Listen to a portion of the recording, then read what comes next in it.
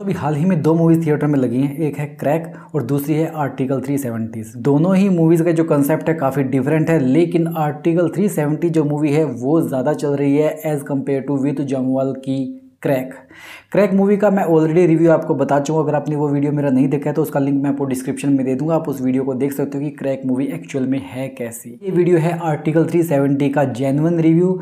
इस मूवी के बारे में सबसे पहले मैं आपको एक बात बताता हूँ, बहुत इंटरेस्टिंग बात है। पिछले 3 सालों से क्या हो रहा है, लगातार हर साल पहले 6 महीनों में कश्मीर के ऊपर एक मूवी निकलती है और वो सुपर हिट हो रही है। 2022 में सबसे पहले आई थी, मेरे ख्याल से 9 मार्च को रिलीज़ हुई थी, the Kashmir files, super duper hit गई थी। उसके बाद में 2023 में मई के महीने में आई थी द केरला स्टोरी, वो भी सुपर डुपर गई थी। मतलब एक तरह से ये दोनों मूवीज़ एपिक मूवीज़ थी। अब ये तीसरा साल है लगातार कि लोग कश्मीर के ऊपर मूवी देखने के लिए जा रहे हैं थिएटर में, है ना इंटरेस्टिंग बात। इससे भी ज़्यादा इंटरेस्टिंग बात यह है कि पहली जो 2 मूवीज़ थी वो सुपर डुपर हिट गई थी, जैसा कि मैंने अभी आपको बताया। ये अब जो यामी गौतम की आर्टिकल 370 आई है, ये मूवी भी हिट हो चुकी है। इस मूवी का जो बजट है वो 20-22 करोड़ रुपए है और इस मूवी ने अब तक 37 से 40 करोड़ रुपए के बीच कमा लिए और ग्लोबल कलेक्शन इसका 40 करोड़ रुपए के अराउंड हो चुका है, ठीक है। तो अब ये मूवी लोगों को काफ़ी ज़्यादा पसंद आ रही है। IMDb रेटिंग भी इस मूवी की 8.8 है। अब यहाँ से स्टार्ट होता है मेरा रिव्यू। देखो, आर्टिकल 370 नाम से ही आपको पता चलता है कि ये मूवी जम्मू और कश्मीर में धारा 370 जो थी उसके ऊपर बेस्ड है। जब ये धारा 370 जम्मू में थी, जम्मू को एक स्पेशल स्टेटस का दर्जा मिला था, तो उस वक्त जम्मू के क्या हालात थे उसके बारे में इस मूवी के अंदर बताया गया है। और जब आर्टिकल 370 को इम्प्लीमेंट किया जा रहा था तब हमारी सरकार को, मिलिट्री को क्या क्या डिफ़िकल्टीज़ हुई इसको इम्प्लीमेंट करने में और उन्होंने क्या क्या तैयारियाँ की, उसके ऊपर ये मूवी बेस्ड है। तो बेसिकली ये तो इस मूवी का निचोड़ था। अब बात करते हैं यामी गौतम के करैक्टर के बारे में। यामी गौतम का जो करैक्टर है इस मूवी में एक कोप का करैक्टर है, एक स्पेशल NIA के एजेंट का करैक्टर है और यामी गौतम ने ये करैक्टर काफ़ी ज़्यादा इंटेंस तरीके से निभाया है। मतलब लोगों को ये पसंद आ रहा है, ठीक है। मुझे भी बहुत अच्छा लगा उनका करैक्टर। और इसमें पुलवामा अटैक का भी जिक्र है, बालाकोट का भी जिक्र है, पाकिस्तान का भी जिक्र है। मतलब डिफरेंट इंसिडेंट जो उस टाइम पर हुए थे उन सब का जिक्र है और कैसे ये कड़ियाँ एक दूसरे से जुड़ती रही और कैसे सरकार को ये फैसला लेना पड़ा कि अब वक्त आ चुका है कि धारा 370 तो हटानी ही पड़ेगी। तो ये सारी कड़ियाँ जोड़ने के बाद में ये मूवी का एक निचोड़ बनता है।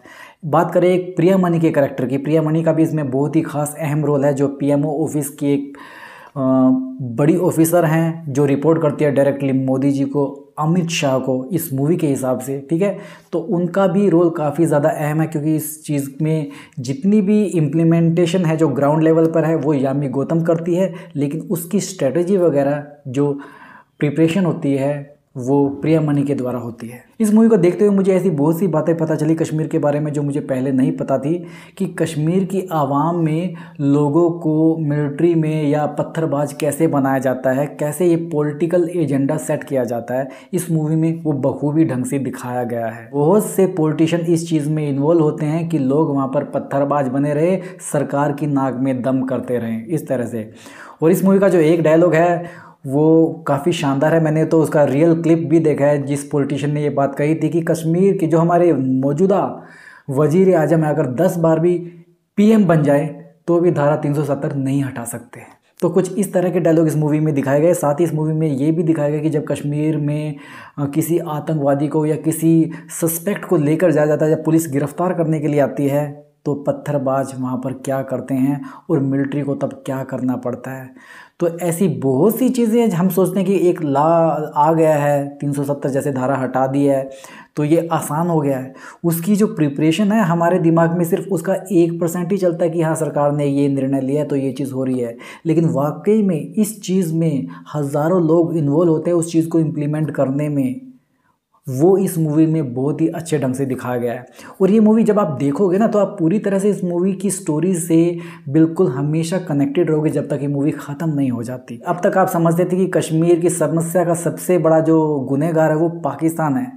ऐसा नहीं है, पाकिस्तान से फंडिंग होती है लेकिन उसका जो फंडिंग का यूटिलाइज़ करते हैं, यूज़ करते हैं, उसको पत्थरबाजों तक बांटते हैं और इल्लीगल कामों में, एक्टिविटीज़ में जो उस पैसे को लगाया जाता है वो कश्मीर में जो टेररिस्ट होते हैं, जो कश्मीर के लोकल होते हैं, जो भारत के लोग हैं, पॉलिटिशियन हैं, वो उस चीज़ को हवा दे रहे हैं जो गलत नीयत के साथ में कश्मीर को भारत से अलग करना चाहते हैं।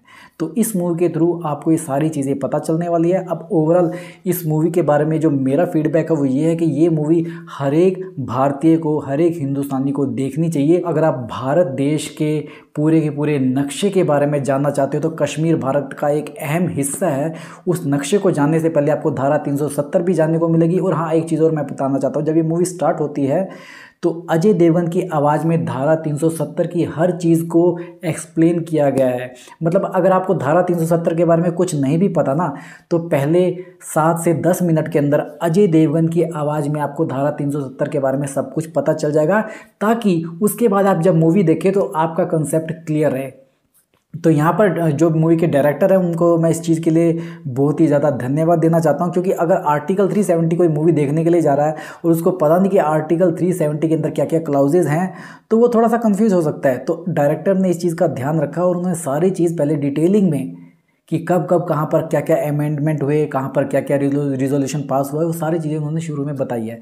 तो इसको ओवरऑल एक अंडरस्टैंडेबल तरीके से पेश करने में डायरेक्टर की बहुत शानदार भूमिका रही है। और मुझे लगता है इसी वजह से ऑडियंस इस मूवी से कनेक्टेड हो पा रही है और ये मूवी अच्छा खासा पैसा कमा रही है। मुझे लगता है ये मूवी जल्दी 100 करोड़ रुपए क्लब में भी शामिल हो गई और मुझे लगता है ये कम से कम अगले 30-35 दिन तो थिएटर से नहीं उतरने वाली। और ये भी चांसेस है कि धीरे धीरे इसका कलेक्शन बढ़े, जैसे केरला स्टोरी का बढ़ा था और द कश्मीर फाइल्स का बड़ा था। तो मैं तो इस मूवी को 10 में से 10 रेटिंग देना चाहता हूँ। जैसे कि मैंने क्रैक मूवी का रिव्यू किया था, उसमें मैंने आपको बताया था कि क्रैक मूवी हर किसी को पसंद नहीं आ सकती क्योंकि उसका एक जोन अलग है।